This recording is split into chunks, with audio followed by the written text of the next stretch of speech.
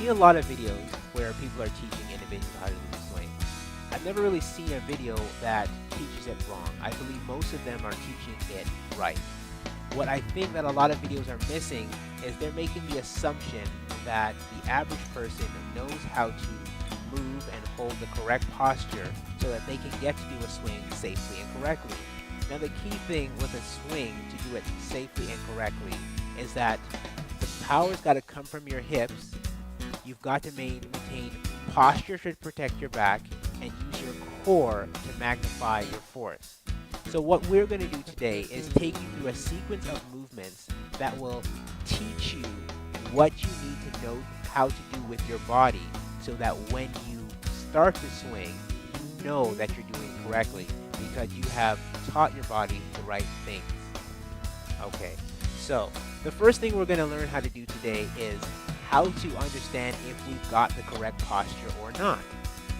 We're going to use an exercise called the Good Morning to help you understand how to correct this posture. So, first thing I'm going to ask both of these guys to do is turn and face one another. It's easier to see the posture from the side. I'm going to ask them both to take two different stances. So I'm going to ask Candace to put her hands on her hips. I'm going to ask David to put his hands behind his head. Now, the first thing we've both got to do is understand where do our chest and our shoulders go. If I ask either of these guys to stand at attention, you know what, stand at attention. Look what the posture they take. Chest comes high, shoulders come back, everything is nice and tall, perfectly straight. So, first thing you got to do to set your body is stand at attention. Now, from that attention posture, Candace is going to put her hands on her hips, David is going to put his hands behind his head. Now you want to try both of these. You'll find hands on your hips standing at attention is fairly easy.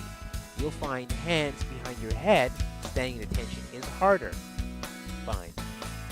Next thing we got to do is understand how are we going to move. We're going to make sure our heels are firmly grounded into the floor. Our knees are not locked out. They are slightly bent, just a little bit. But just as we taught in our breathing video, you're going to flex and ground yourself into the floor. The next movement you've got to do is take your hips, your butt, and push it backwards. You're going to push your hips backwards as you lower down, reaching your chest forward. Okay, stop right there. Now, if you're trying this at home, you're trying to make sure you know how to move with posture properly. You got to look in the mirror and be honest with yourself. Do you have a neutral spine in your back? There's a natural curve in your lower back. No matter what you do in kettlebells, you have got to hold this neutral spine.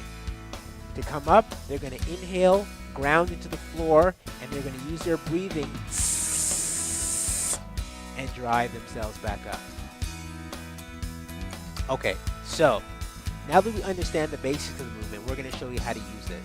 So remember in our breathing video when we talked about some movements you're going to move with a power breath and use your grunt, and the other movements we're going to use that full body tension and slide through everything.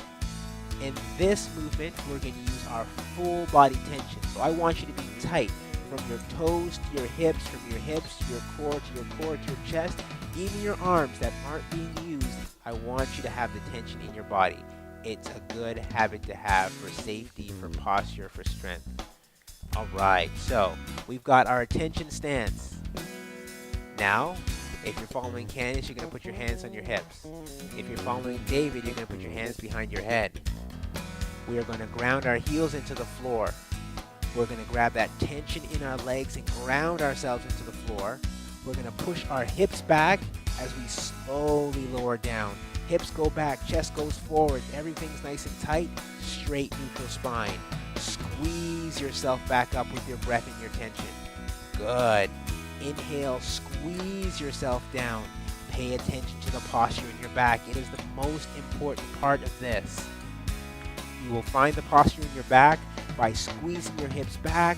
Push your butt backwards as you go down. Push your chest forwards. Drive your hips up to come down. And one more, guys. And inhale yourself up. And relax. just in case you are trying this at home and you're not getting it right, but you're not sure because we're not there to help you, we're going to show you what it looks like when it's done incorrectly, so you guys can find and see the relationship and make some of those corrections. So if you're doing any of these good morning deadlift exercises incorrectly, this is what it will look like. You may ask yourself for a straight posture, and you may bend over. Now, if you don't push your butt backwards, you will get a back that looks like this. Okay? This is hands on the hip. David's got even a worse part, is that he's using his hands and he's pushing his head down. Now, both of these guys right now, they have no weight. Stay down. Now, how do you correct yourself from here? I want you to squeeze your shoulder blades together, lift your chest like a bird, lift your chest, and push your butt backwards. So even from the back position, if you squeeze your shoulder blades, push your chest forward, and push your butt backwards, you will start to see that your body will straighten out. Good. Guys, come on up.